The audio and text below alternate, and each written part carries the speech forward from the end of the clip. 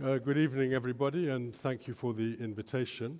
I imagine you're feeling pretty fed up by now, so I shall be brief. I used to work in a place where government officials used to make speeches, and they always used to say, I'll be brief. And you knew when they said, I'll be brief, it was going to be the opposite. But I promise you I'll try. So the theme for these sessions is the word catalyst. I don't know who chose that word, but it's a clever choice. It's a good choice. And a catalyst can be many things to many people. A catalyst can be unexpected. It might actually be expected if you've engineered some change and you want it to happen. It can be good news, it can be bad news. It can represent a challenge, it can represent an opportunity. All those things are possible. And I did notice, by the way, that when Wesley was introducing Nicole, he talked about the past generations, the present generations, the future generations. I guess I know which generation he thinks I belong to, but I would also just like to say to Wesley, wherever he is, that I'm still alive. Maybe just about. So one of the TEDx organizers also told me, please don't go on like a granddad. You bore them. So I'll make an effort on that front as well. Try not to sound like a granddad. I was a little bit hurt, but it's okay. You get used to these things. So talking about catalysts, I wanted to give you a couple of examples of catalytic things that happened in my life early on. I was born in Kenya, in East Africa, quite a few years ago, in the first half of the 20th century, as a matter of fact. And it was a colony. I was born into a very colonial situation, a situation of privilege and discrimination. And until I was 13, I had lived in a racially segregated environment. Those are terrible things from the past. And the changes were dramatic. They happened very quickly because Kenya suddenly became independent, and that was it. Everything was suddenly integrated. It caused terrible shocks for a lot of people. But it was very interesting, it's very challenging, and that you really had to choose how you were going to take it. Were you going to take it as something threatening, something challenging, or were you going to take it as an opportunity? I think that's a really good example, the way you take it. I was very fortunate because my parents were very enlightened, and I had always been allowed to mix racially on our farm because my parents were farmers. So I found it less difficult than some folk, and some folk never really got over it. They didn't know how to do it. In any case, when I so I'd stayed in Africa and did all my schooling in Africa until I was 19. And then I really couldn't wait to leave, frankly. I felt it was an oppressive environment, it was a small place, and I needed to see the world. So I engineered, negotiating with my father, to go to England. And I ended up doing accountancy. But what I remember most about that period, which sticks in my mind very vividly, was a deeply humiliating experience when I arrived at Gatwick Airport in London. First of all, I was shocked by the weather. I was surprised to see white people doing manual work, because that's not how it used to be in Kenya, and it was just a different sight, a different visual.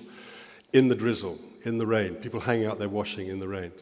But the worst part was, as I was going through customs, I was held up by the customs officer.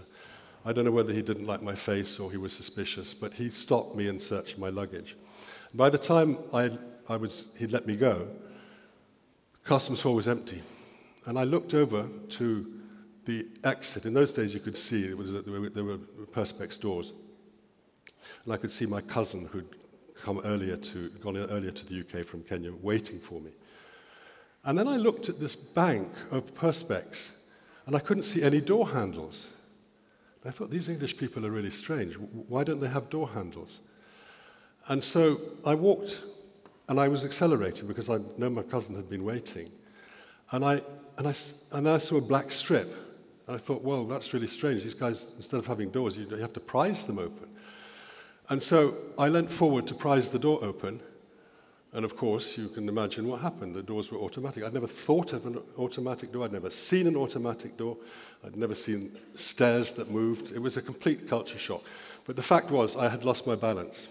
By the time I got there, doors opened, I was sprawled with my luggage onto a carpet in front of the door. That was my entry into England at the age of 19. It was a real shock. I mean, it really depressed me. And I really had to pull myself together and say, wait a moment, that was one incident. Doesn't make you an idiot. You can survive. So I got over it, but there were lots of things that it took a lot of time to get over because it was so different. And I was so unprepared. And technology was a big part of it. Now, you'd think, because you think back, oh, well, in the late 60s, technology, what was that? Well, there was new technology in the late 60s, even then. So anyhow, after that, my father had explained to me that because we were a farming family and there were 4 of us, farmers tend to be resource-rich and cash-poor. They have liquidity challenges. So he said, look, if you want to go to the UK, I can't pay for your university. You'll have to find something else to do. So I said, okay, I don't want to go to the US. He said, if you go to the US, we can support you because you can actually earn your way through school in the US. In those days you could. In the UK it was very difficult. So I went, and I went to study accountancy. And I went to an old-fashioned provincial firm that was positively Dickensian in many ways. And all we did all day was add cash books by hand. Weren't allowed to use an adding machine. And that's literally what... And so after about 3 weeks, I said, what have I done? How am I going to survive this? You do apprenticeships in accountancy. So I was in this accountancy firm doing my apprenticeship, doing my studying, adding up cash books in the day, and studying for my exams in the evening. And I thought, I can't deal with this. I really didn't know how I was going to continue. And then, purely by chance, I discovered that in those days, British government had a policy which said that if you have been on the tax rolls, if you've been a taxpayer, I didn't actually pay the tax because I didn't earn enough, but I was nominally a taxpayer. If you've been a taxpayer for 3 years, you will be entitled to free tertiary education. I paid nothing for 6 years of university education, and I received a stipend to live. Well, that's unheard of today. You're lucky if you get a scholarship, which will pay for part of it. And when I look back, I say, what a privilege that was. But then I also remember how horrible it was doing accountancy for 3 years and hating every minute of it. The only thing that sustained me was the knowledge that I would be getting to university after I'd done my 3 years. And actually, I nearly qualified as an accountant because I carried on doing the exams, but my parents were horrified when I said I'm quitting. They said, you're made, you're an accountant. You get paid for what? Anyway, so I remember that as a real milestone for me, and I remember how bad I felt about trying to sustain those 3 years at the age of 21 and 22, when you want to do a lot of other things. You don't want to be stuck in an office and hating every minute of it, yet I had a reason to do it. And the catalyst for that was that I got my education up to doctorate level, which opened all sorts of doors for me and allowed me to have some very interesting jobs around the world. So I just remember that as a milestone. I'm not congratulating myself for sticking it out. It was just really hard to do, but I just did not see an alternative. The other thing I just wanted to mention, which has been on my mind a lot and I find it actually quite upsetting, is to do with American politics. It's to do with the arrival of a new American administration and Donald Trump. Donald Trump has done essentially 3 things as far as I can see. He has introduced a level of civility which used to be considered unacceptable in political debate. And so one question for the younger generation is this something that's going to stand? Is this going to become the new normal? That you can be as insulting, as base, as aggressive as he has shown himself to be in political debates? So that's one thing. Another thing is handling truth. Does it matter if you tell lies or not? We've always given some leeway to politicians to make promises which verge on lies. But the difference between that and telling barefaced lies seems to me to be pretty dramatic. And it's not only in the United States. That is something that some British politicians did in the Brexit debate, when on the eve of the election, they put around a rumor that if Britain stayed in the European Union, they would have the hordes of Turks coming in and taking up residence in the UK. And the only way to avoid this was to vote against membership of the EU. And it was that many people think that that helped tilt the vote. Anyway, what's happened in America now is very much to do with how you perceive truth. There's a new expression in the language called fake news. So I read the other day that Barack Obama was divorcing Michelle because they really hated each other, and that he'd gone on vacation by himself. Well, is that true or not? No, it's not, but how do we tell? So I think one of the biggest responsibilities that we now face is how to use and understand social media and newspapers in terms of the degree to which they tell the truth or do not tell the truth. And I think it's a terrible challenge. I think it's a very, very serious situation because it leaves us in a very bad place in terms of understanding what is going on.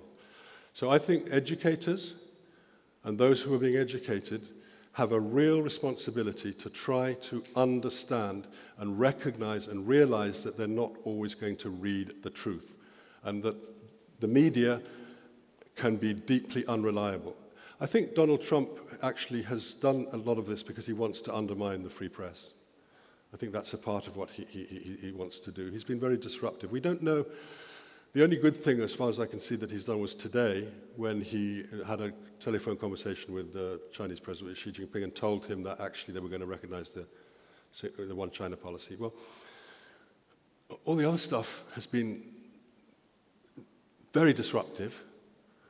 And so we're talking about catalysts. I mean, what is a catalyst for? It's right to be nervous. It's right to be worried. It's not surprising. But somehow, we've got to find a way of sifting all the information that's available and making sure that we can make well-judged decisions and form well-judged views. Prejudice is at a premium that it hasn't been in large segments of society for a very long time. That is the third thing that I think that Donald Trump has done. He has made it more respectable to be mean and to have nasty and unsavory prejudices. So all of these things are things we should fight against. The bottom line is, what do you make of the situations you face? Do you feel defeated by them? Do you feel wretched? Do you feel depressed? Do you sink to the same level? Or do you say, I am going to find a way of making the most of this situation, and I'm going to harvest friendly catalysts, and I'm going to learn how to deal in a positive way with less friendly catalysts, particularly the ones over which I have absolutely no control. It's easy to say and very hard to do, but I really believe it's worth the effort, even at my old age. Thank you.